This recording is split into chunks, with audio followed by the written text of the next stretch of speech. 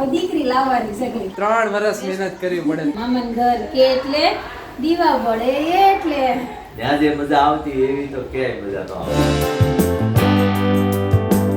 Hello friends, good morning, welcome to our new blog. જય શ્રી કૃષ્ણ, જય વેસ્ટવાલ. તો આજની બ્લોગની શરૂઆત છે ને બપોરથી થાય છે મસ્ત. Mummy good morning. Good afternoon, જય વિશ્વ, જય શ્રી કૃષ્ણ, જય સ્વામિનારાયણ. કેમ છો ફ્રેન્ડ્સ? મજામાં? આજની અમારી શરૂઆત છે ગુડ આફ્ટરનૂન થી. યસ, ચાલો તો હવે રોટલી બનાવવાની સ્ટાર્ટિંગ કરજો. સ્ટાર્ટિંગ. અને હવે વેફર આવી ગઈ છે તો વેફરનો ક્યારે વારો છે આપણે બાપુજીને ઘરે ગઈ હતી ને, ક્યારે કાઠીઓ પાડવા સવારે. સવારમાં. હા, આજ ગાંઠિયા પડ્યા અને કાલ હું વેફર પડી આવ્યો ત્યાં.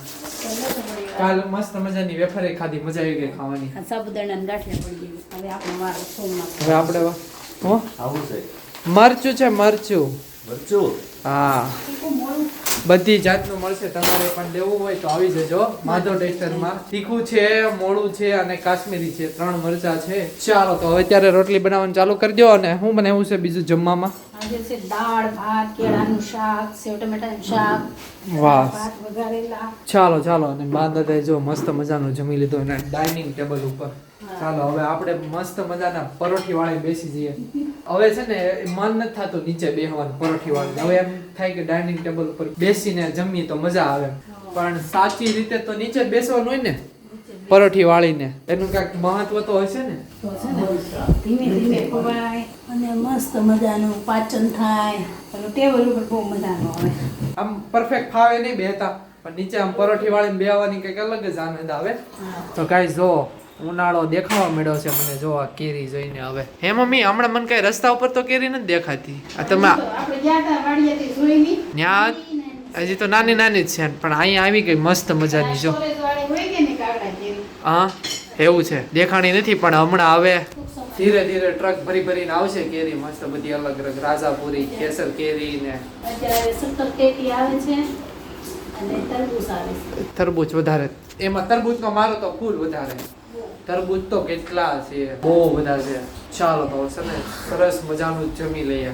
હવે તો અથાણાની જરૂર નહીં પડે, કેરી આવી ગઈ ને એટલે અડધું કામ ઈ કરી નાખશે. આ પાપડ, કાસરી, મરચું એ બધાને કાંઈ જરૂર જ નહીં પડે. કાંઈ નહીં. સારું ચાલો તો મસ્ત મજાનું જમી લઈએ. તો ગાઈસ સાંજ થઈ ગઈ છે ને સરસ મજાના 7:45 વાગી ગયા છે ને આ બાજુ સરસ મજાના બટેકા પૌવા બની રહ્યા છે. વાહ, મોઢામાં પાણી આવી જાય એવા.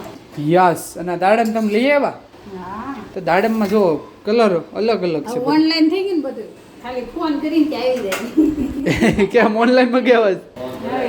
એટલે લેડીઝોને હેલું કરી દીધું મોદીજીએ. અચ્છા, હા. ઘરવાળાને ફોન કરી દે, આ લેતા આવજો, આ લેતા આવજો એટલે આવી જાય. એ નહીં, હવે ઓનલાઈન એમ થઈ ગયું. સ્વિગી કરી નાખવાનું. આ સ્વિગી કરી નાખવાનું. ઈ થઈ ગયું છે. આ ફટ આવી જાય. અને આ બધો પંખો કામ આપે છે મમ્મી? પંખો લગાવ્યો છે તો મને ગરમી થાય છે. પાછો પવન આપે છે. કેમ એવું થાય છે? નાનો પડે છે પંખો હોય ને એટલે બે વચ્ચે ગરમી થાય. તો એવું લાગે તો આપણે મોટો મુકાઈ દઈએ અને આ પાછો કે હાલ છે. ભૂખ લાગી છે બહુ. બની ગયા છે ને, રેડી થઈ ગયા ને હવે. કમ્પ્લીટ. અને આજે છે ને બપોરે છે ને મારી ડિગ્રી લેવા ગયો તો, જે 3 વર્ષ કોલેજના પૂરા થઈ ગયા ને એની માટેના. મમ્મી આવી ગયો. એવું છે. હું તમને બતાવીશ જમીને આપણે. ઓકે, જમીને તમને બતાવીશ કેવી આવી છે. ડિગ્રી આવી ગઈ એમ ને. હા. હવે દીકરી લાવવાની છે કે ડિગ્રી આવી ગઈ. બાન દાદા મસ્ત મજાને જમી લીધું. બાન દાદાએ નહીં બાકી છે. બાકી છે. હવે બેસવાનું છે. ઓકે, સારું ચાલો તો હવે છે ને સરસ મજાના બટેકા પૌવા ખાઈએ આપણે. તો ગાઈસ જો સરસ મજાના બટેકા પૌવા રેડી થઈ ગયા છે. વાહ, તમને પણ પાણી આવતું હશે, આપણે સબસ્ક્રાઇબર નહીં પણ આ બધું જોઈને આપણે હારું ખાવાનું બનાવ્યું તો એને પાણી આવતું હોય મોઢામાં. હવે જ ને ખાતાય હોય કે એવું થોડું છે, આપણે ખાતા હોય તો નહીં ખાતા હોય એ તો વાત છે, બરાબર જ છે, પણ વધારે રસ આવે એને એમ થાય આપણા વિડીયો જોતા હોય ને એ કે આપણે આજ આ બનાવશું, આ લોકોએ આ બનાવ્યું ને એટલે એમેય થાય એને. એવું થતું હોય. ચાલો તો મસ્ત મજાના બટેકા પૌવા જમી લઈએ. તો ગાઈસ મસ્ત મજાનું જમી લીધું છે અને અત્યારે છે મમ્મીને હાથમાં આપી છે ડિગ્રી જોવા માટે. જોવો કેવી છે મમ્મી ડિગ્રી? મજા આવી? આ ડિગ્રી લેવા હાટું છે ને 3 વર્ષ મહેનત કરવી પડે તો એક ડિગ્રી આવે. શું કહેશો? Bachelor of computer application. વાહ, આવડી ગયો ઇંગ્લિશ, આવડી ગયું. ઇંગ્લિશ આવડે છે. મેં બોમ્બે ભણેલી છું. હા. મુંબઈ ભણેલા છે એટલે આવડે. પણ અહીં ગુજરાતમાં આવીને પછી ઇંગ્લિશ થઈ ગયું. એવું થઈ ગયું. બેસ્ટ ઓફ લક શું કહેવાય ડિગ્રી આવી જાય બેસ્ટ ઓફ લક. Congratulations. બરાબર છે, ઈ હાલે. હા, ડાયરી મસ્ત આવી ગયો. પણ એ મજબૂત છે. કેટલું ઓલું હશે. ડિગ્રીને કાંઈ થાય નહીં.